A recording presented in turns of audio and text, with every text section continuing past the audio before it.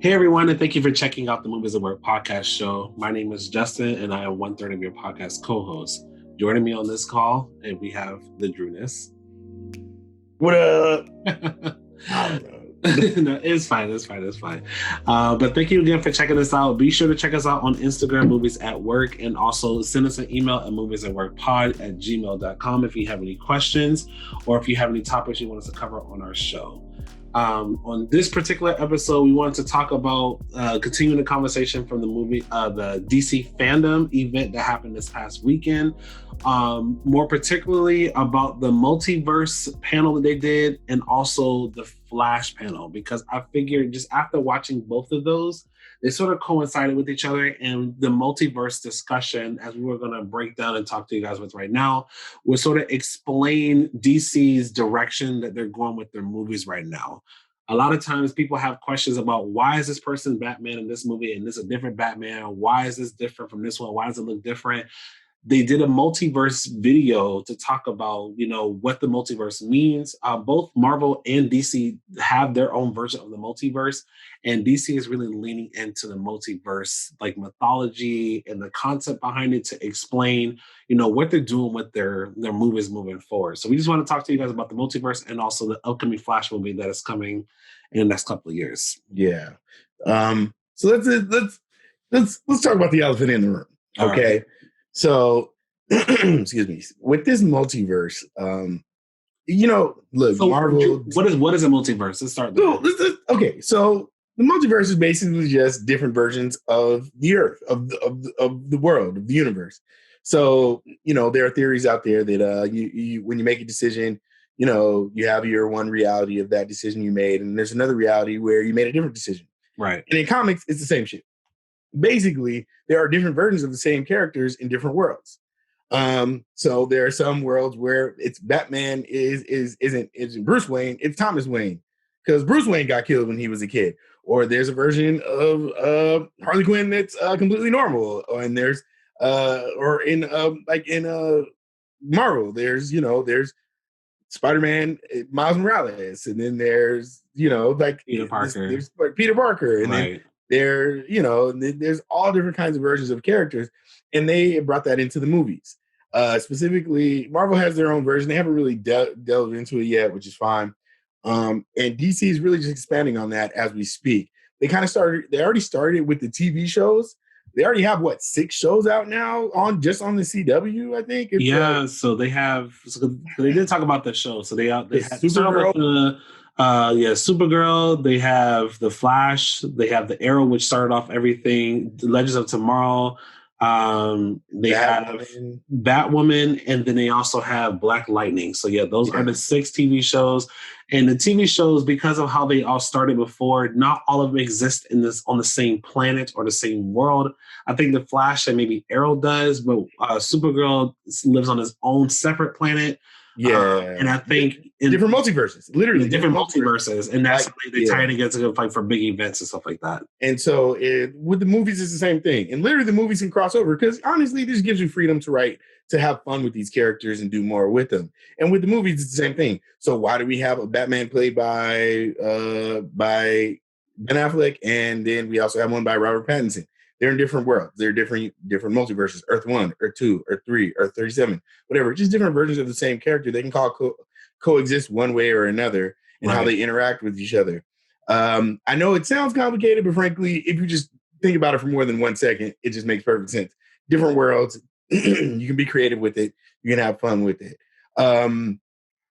That's, I think, why you have the Joker, which kind of exists out, the one with Joaquin Phoenix. It has a completely different, it's not involved with anything that we know of as of now because it's different multiverse, it's a different world. It's separate from what we see. That's why the Justice League has those people. They all exist on that one multiverse, Earth 1 or Earth 2 or whatever they call it. Excuse me. And I think that just when you think about it, it can be a little frustrating, but honestly, it's not that big a deal. One, because they've been doing it forever. This is not a new concept, like in any way, shape, or form. I mean, think about it. Like James Bond been played by how many different people? Like 20 different people or something like that, or 8 different people. Like, it's just different ways of telling that story. And what's cool is because it's science fiction, because it's comics, you can then bridge them, you can bring them together, and it makes it a little bit more creative. And I think it's a lot of fun, especially considering with DC, they have some duds and then they have some, they have some really great stuff. So you can almost like write off some of the really bad stuff, like, oh, I don't know what that happened. And you can also bring some really cool stuff in. So you never know if maybe, if Joaquin Phoenix Joker may show up in Robert Pattinson's Batman. You never know. I mean, maybe, probably not, but it could. And those two could have absolutely nothing to do with the Justice League that came out 2 years ago, or the Snyder Cut that's coming out next year. It's you could just have fun with those stories. And for those of you who are kind of annoyed by it and all that, bro, it's comics. Like they've been doing this forever. The multiverse is definitely a canon concept. It's not something brand new. And I think just from the movie standpoint, it gives, like, as a creator or as a director, you can come into a project, and the one thing I would say, and I don't want to keep tying everything back to Marvel, but it's just more for reference, just because there's a lot more casual Marvel fans of the movies than the DC fans. So just from the business standpoint, since Iron Man 1, the producer, Kevin Feige, and the other people who's been involved with all these projects, they've had a clear vision all the way up through Endgame. You had different movies that come along, but they would tell them, listen, if you want to do this project, that's fine. But these certain things have to happen because we have an overall arc that we're trying to tell with this particular saga, this particular story. Yeah. The cool thing that DC is doing that I'm actually really excited about is you can have someone like Matt Reeves, who's directing like a brand new Batman story, who could tell its own story. It can live on its own thing. It doesn't really have to be tied to like the other movies like Aquaman or Wonder Woman. It doesn't have to be tied to anything. But because you have this concept of the multiverse, if they wanted to tie it in, like if they wanted to tie in the Joaquin Phoenix Joker, if they wanted to tie that in, they could come up with a nice storyline that would make sense story-wise to tie them together. The multiverse pretty much, there's all these different characters, the same characters.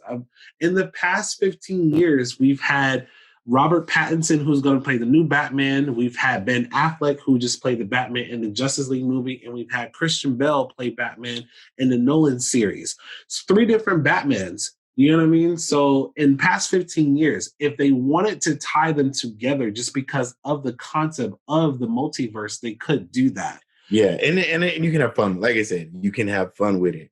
Like, one thing about a lot of these movies is people tend to take them so seriously and overthink them. Yeah, and it's like, yo, like they're comics, man. Like and not like in a dismissive way. I mean, they're comics. Like that's what they do. Like that's what they're about. Like people have fun with them. So I would say there's some things that are more frustrating than others, but that's not one of them. And with that being said, I guess it's kind of, we can lead into where this is all coming from and stemming from is Flashpoint. The Flashpoint. So basically, they didn't really give too much because they haven't shot it yet. They're still in very early productions, but the Flashpoint storyline is a famous comic book storyline where pretty much the Flash, he goes back in time to save his mother. His mother dies So Flash's arc, his mother dies at a very early age. His father ends up in prison because he's falsely accused of his mother's death. And Flashpoint, he goes back and changes his own storyline because he can run so fast that he can alter time in reality. So he goes back and changes that. And because he changes it, when he comes back to the reality, everything's different. So you still have a Batman, you still have these people, but they're played by different characters. Yep. Well, the cool thing that they're actually doing with the up and coming Flash movie, they're taking that story and they're adapting it, but leading into that multiverse we was actually just talking about. They're bringing back, Ben Affleck, who was Batman, Batman versus Superman. He was also Batman in the Justice League movie. And we're going to talk about, this Zack Snyder cut, in another video. But he played Batman in the recent iterations of Batman. But what they're doing with the Flashpoint movie to tie everything together using the multiverse is they're actually going back to Tim Burton's Batman 1989. They're bringing in Michael Keaton for that Batman. There's been a lot of rumors, him coming back, and I'm pretty much he's already signed the deadline. Warner Brothers hasn't actually made the official announcement yet, but it's already out there. So pretty much for those who may just be like, wait, what's happening? What's going on with that? They haven't said what exactly is happening, but I can tell you what happens, honestly, without ruining it. Yeah, it's not a thing. Basically, the plot of Flashpoint is the Flash is trying to figure. Obviously, he's the fastest man in the world. He's trying to go so fast he can go back in time. That's the whole point. And he basically tries to save his mother. That's the whole thing. He tries to go back and save his mother, and he kind of does, but in the process, he changes things. Yeah. And so when he changes things, obviously there's different versions of the world. And basically that's the whole story of the Flashpoint is he's going, like, he sees different versions of the world. So he sees a different Batman. He sees a different this. And they, in the TV show, they did it. And he shows up, Ezra Miller, who plays the Flash in the movie, shows up in the TV show version of the Flash because they touched on the same subject because there's a bunch of different universes and they all kind of intertwine a little bit here and there. And, so yeah, man, it's really exciting because I was making a joke before we recorded about how they kind of use the Flashpoint a lot. Like it's been in cartoons a couple times. It's been in the TV show. They're doing it in the movie. Everybody knows it in the comics. It's like the Flash's most famous storyline because you get to see different versions of it. But it, like I said, it gives them a chance to have fun with these characters, bring back old characters, a lot of fan service, but also it gives us the opportunity to see the Flash done on the big screen in a way that we're really outside of the few scenes he had in the old Justice League movie. Gives us to see like what it looks like, what the Flash will do. Everybody's a little on the fence about Ezra Miller, but who cares? Whatever. I'm sure he'll be fine. Like at the end of the day, I think Zack Snyder has been really good at the casting choice. Besides, what a individual may be going through as a person, I feel like he's been a great Flash. The theatrical cut of the Justice League that we saw didn't really explore him, so I think that's the reason why there's been a lot of tension. Like, wait, he hasn't really done anything. But like I said, we're going to talk about the Justice League in a different video because they did talk about what's coming, and we'll break it down a little bit more. But I feel like we're going to get more of Ezra Miller as a Flash, where it would make sense. Like, okay, this is why Zack Snyder chose him to be the Flash. And I feel like it'll make a lot of sense. So pretty much, like I said, they didn't really talk about the movie as much. They did give us a few concept art. They gave us a few new looks of his suit. It looks more like the TV show Flash to me. Well, yeah, he didn't need the battle suit. Like, what's the point? You running the speed of light, bro. It does have the little symbol on his chest is lit up a little. You need that.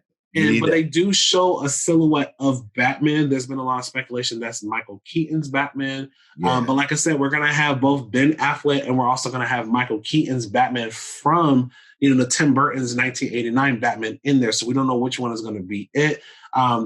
What I've been hearing is that Ben Affleck is going to be making more of a cameo of the movie. This is his way of saying goodbye to the character. But Michael Keaton's Batman is going to be a more predominant role in the movie. So I'm really curious to see how they're going to flesh that out. And I really do feel like that's more of fan service and more appreciation because Batman's been the character that's been bringing people to the movies, bringing people to the comics, bringing people to the TV shows. He's one of he doesn't have superpowers, but he's the most popular character besides like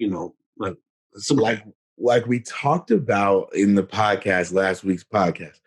DC eats off of Batman, right? Like literally the Joker, Batman character, Dark Knight, Batman, Harley Quinn, Batman, Suicide Squad, Batman. Like literally, it's just literally everything kind of you would think Superman would be their main thing, but no, it's Batman. And it's been Batman for a long time. Yeah, it's they throw Batman in everything. Just they throw Batman in everything. Right. It's like when you watch Justice League, and it's kind of it's funny because the theatrical release that we saw, it focused on Superman so much, and the whole time it's man, I don't Batman's kind of he's you should have kind of made him the main character. Right. Batman's who's his captain of the ship.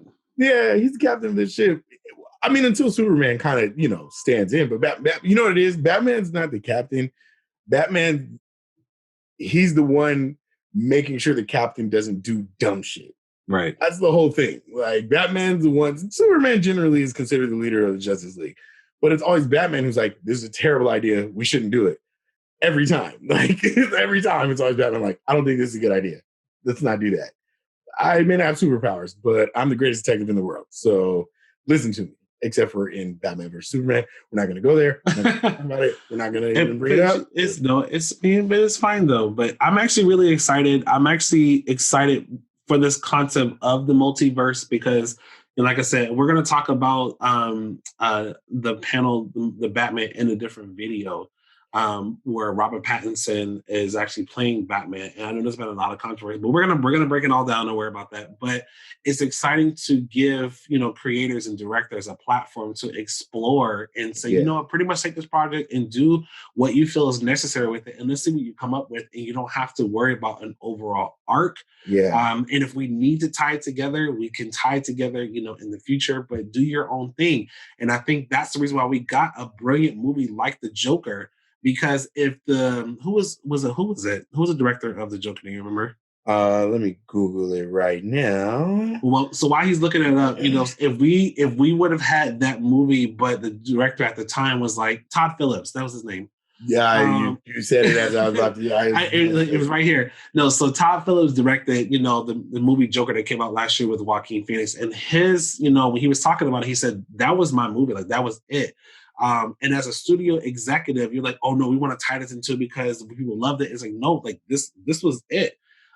Even thinking about, why we talked about Watchmen on the previous podcast episode, and we talked about how Watchmen was a brilliant 10-episode arc. And how as fans we do want to see more.